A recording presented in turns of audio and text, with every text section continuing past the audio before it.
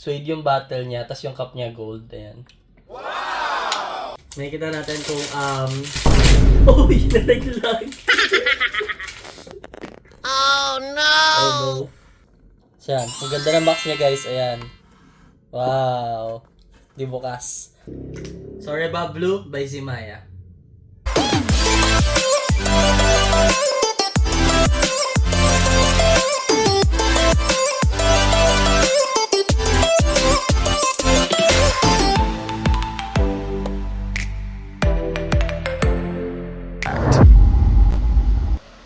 So now, let's unbox my new perfume, Reba Blue by Zimaya.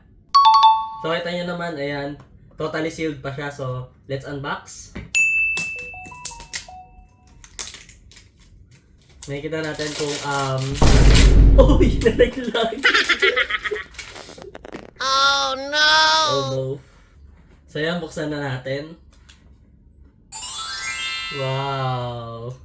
Ang ganda ng bottle niya. Ayan. Kita niyo naman, suede. Tapos yung cup niya, parang-pareho kay Herbapura. Suede yung bottle niya, tapos yung cup niya gold. Ayan. Wow! So sabi, 80% dupe daw siya ni Herbapura. So far, nung naamoy ko siya is, kuwang-kuha niya yung mango note ni Herbapura. Mas mura siya kaysa sa kay Herbapura. So okay din siya alternative. Since this is a Middle Eastern fragrance. So yan, testing natin. Unang spray. Bango! Amoy mangga.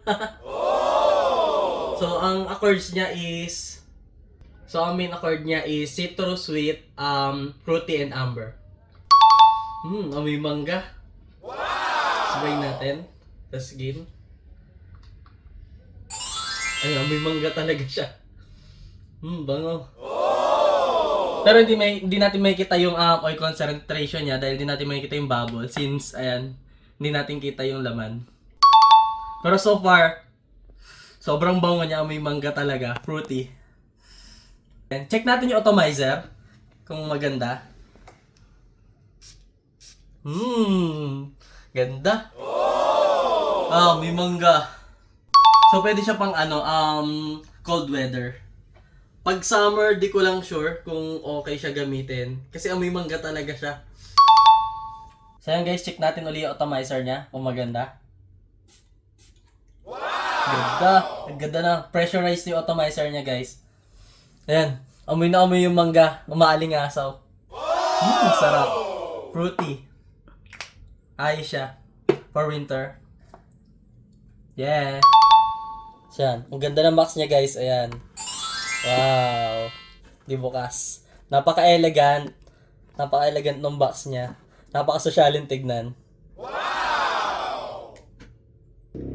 Sorry About Blue by Zimaya.